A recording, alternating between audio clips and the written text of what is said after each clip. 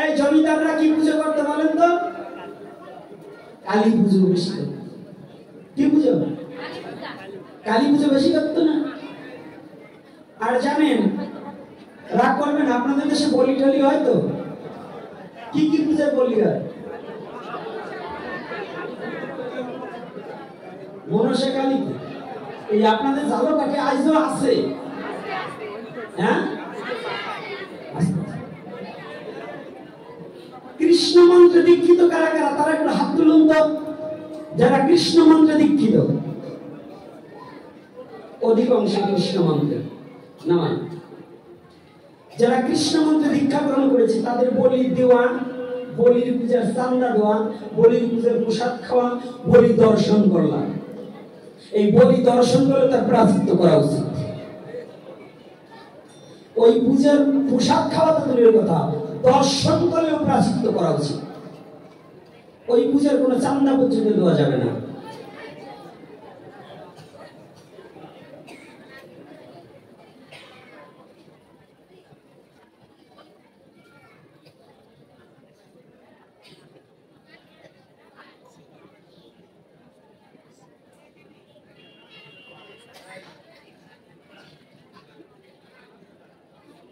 প্রশ্ন আসছে তিনটা, যে ব্যক্তি দিয়েছে এই ব্যক্তির প্রশ্নের মধ্যে একটু ব্যাকা আছে, সোজা কোনো প্রশ্ন নয় এবং বোঝারও একটু ভুল আছে।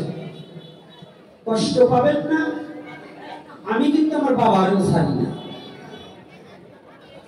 প্রথম প্রশ্ন করছেন, জরাবেদের হাতে শ্রীকৃষ্ণের মৃত্যু হলে মথুরায় কৃষ্ণকে, আপনার লীলাটা ভালো করে দেখবেন। যখন যদুবংশের ধ্বংস হলো সেদিন সময় কিন্তু তার আগে ওই মথুরায় কৃষ্ণ ছিল, মরার পরে কৃষ্ণ আসে নাই। ভালো করে শাস্ত্রে দেখতে হবে। জরাবেদের হাতে শ্রীকৃষ্ণ মারা গেলে শ্রীকৃষ্ণের মৃত্যু তারিখ কত, সাল কত? আসতে সাল আইছে কত তারিখ থেকে? যখন এই সাল ছিল না, নক্ষত্র ছিল না, খ্রিস্টাব্দ ছিল না, বঙ্গাব্দ ছিল না, তার আগে সনাতন ধর্ম ছিল। সাল তো আইছে 13 দিন ধরে। এই 13 দিনের কথা যদি আপনি সনাতন ধর্মে যোগ করেন, তা সনাতনই তো বোঝেন নাই আপনি কি সনাতন ধর্ম কি। কথাটা বুঝতে পারছেন কর্তারা? যখন সাল গণনার কোনো কায়দা ছিল না, সভ্যতার জগতে এসে সাল হয়েছে, তাই তো? ইংরেজ আমলে সাল, খ্রিস্টানদের আমলে খ্রিস্টাব্দ, হ্যাঁ, মুহাম্মাদের আমলে হিজরি, আর বঙ্গাব্দ বাংলার আমলে বঙ্গাব্দ। তাই সনাতনী আমলের হিসাব আপনি কি করে পাবেন যে কৃষ্ণ কত সালে? অনুমানিক একটা ধারণা করেছে 500,000 বছর আগে কৃষ্ণ এসেছিল। এটা হচ্ছে আনুমানিক ধারণা, কিন্তু কৃষ্ণ কবে এসেছিল পৃথিবীর কেউ তা বলতে পারে না। কেন বলতে পারে না? তখন এই আপনার আমার মতো এই প্যান্ট পরা ছিল না, ঘড়ি ছিল না, টাই ছিল না। আপনারা যখন এই যে দেখেছেন আদিম যুগের মানুষ, তখন কি পরত?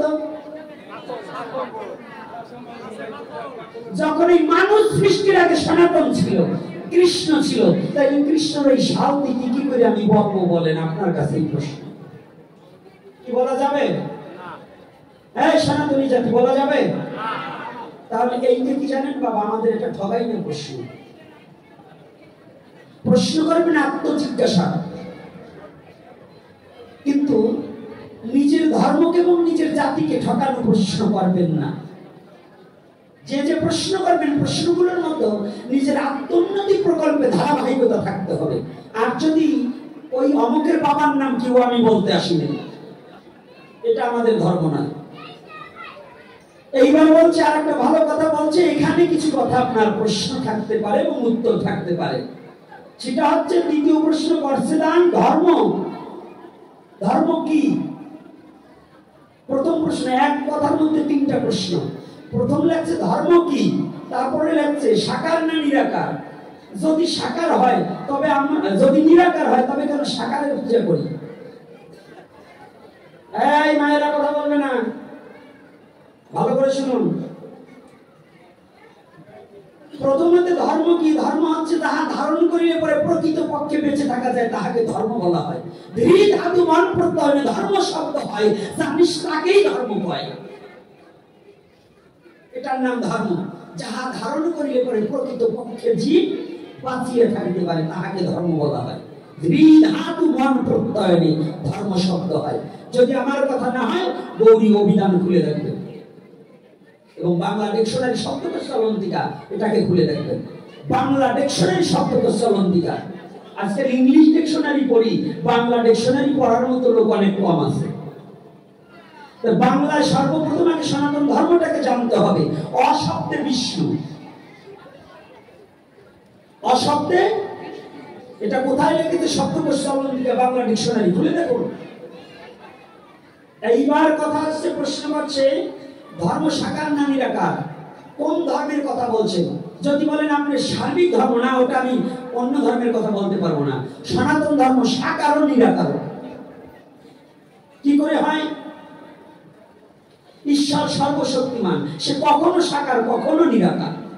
ঈশ্বর যদি সর্বশক্তিমান হয়, তাহলে যদি সে মূর্তি ধারণ না করতে পারে, তাহলে সে সর্বশক্তিমান হতে পারে। আচ্ছা, বিজ্ঞান প্রযুক্তিতে আপনাকে এই ধারণা, এই ঈশ্বর সাকার হয় নিরাকার হয় কি করে বুঝবেন, তাহা দেব এখন নমুনা।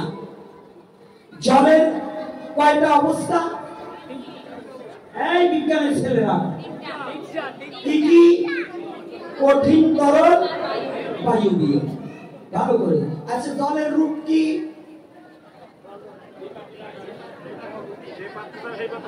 যে পাত্রে যাবে। আচ্ছা, ঘাটের জল বরফ কলে দিলে পরে সেই কলের তাপে আবার বরফ হয়ে যায় না? যায় কি না?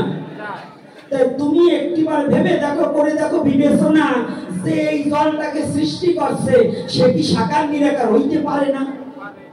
এক জল যদি তিন প্রকার হয়, সাগরে যখন রয় তার কোনো আকার থাকে না। ওই জল যখন সূর্যের রশ্মিতে তাপে বাষ্প হয়ে যখন উড়ে যায়, বিন্দু বিন্দু রূপে যায়, তখন তাকে বায়বীয় বলা হয়। আর ওই বায়বীয় জল যখন হিমালয় পর্বতে গিয়ে ঠেকে, তখন একত্রিত হয়ে, হিম মানে ঠান্ডা, ঠান্ডা একত্রিত হয়ে যখন বরফ হয়, এইবার যে জল তরল ছিল এইবার কঠিন কিন্তু রূপ ধারণ করলো। এইবার যখন কঠিন হলো, তার কি রূপ হয় না? হয় কিনা? তো ওইখানে যখন রূপ হলো, এইবার বরফের রূপ কি? এই বরফের কালার কি? না, মিথ্যা কথা, সাদা নয়, এটার নাম হচ্ছে ধূসর।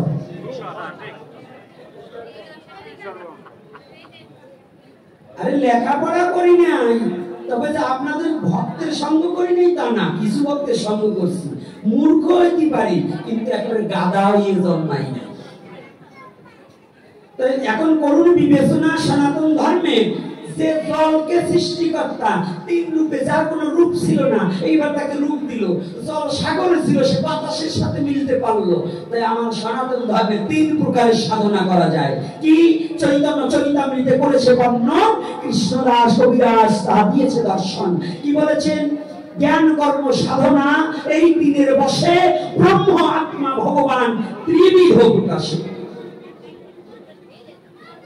কি কি? জ্ঞান কর্ম সাধনা এই তিনের বসে ব্রহ্ম আত্মা ভগবান ত্রিবিধ প্রকাশে। জ্ঞানী চায় ঈশ্বর দর্শন, যোগী চায় আত্মদর্শন, আর ভক্ত চায় ভগবানের দর্শন। রাধে রাধে।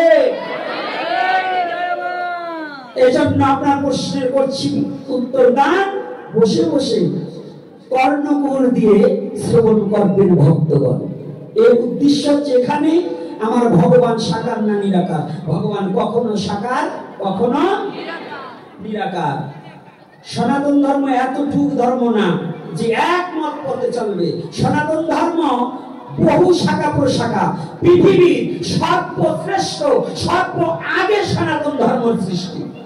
সনাতন ধর্ম থেকে বহু শাখা প্রশাখা বেরিয়েছে। এজন্য একটা কথা বলে সনাতন ধর্মকে বোঝানো যাবে। এজন্য যদি বলেন যে নিরাকার ভজনই শ্রেষ্ঠ না, তাহলে গীতা মিথ্যা হয়ে যাবে। শ্রীমদ্ ভগবদ গীতায় ভক্তিযোগ দ্বাদশ অধ্যায়ে সবিশেষবাদী আর নির্বিশেষবাদী সম্বন্ধে আলোচনা রয়। এজন্য সবিশেষবাদী কারা, নির্বিশেষবাদী কাহারা, ওটা ওই গীতার মধ্য থেকে আপনি এই আলোচনাটা জানিয়ে লইবেন যে বাবাই প্রশ্ন করিয়াছে। কষ্ট পাচ্ছেন আমার কথায় বাবারা? তাহলে ভগবান সাকার নিরাকার হতে পারে কিনা? আমি এর সম্বন্ধে ভগবান এই কাঠের মধ্যে থাকতে পারে, এটা বিশ্বাস আছে? হ্যাঁ, একটা পাথরের মধ্যে জিয়াই পোকা সেও তো কিন্তু খেতে পায়। পাথরের মধ্যে আমরা রস পাচ্ছি না, কিন্তু একটা জিয়াই পোকা কি বলছে, ওর একটা পাথরের মাঝে জিয়াই পোকা সেও তো কিন্তু খেতে পায়। আমি কাঙাল দয়াল গুরু আমার, অন্ত কাঙাল নয়। আমি কাঙাল দয়াল গুরু আমার, অন্ত কাঙাল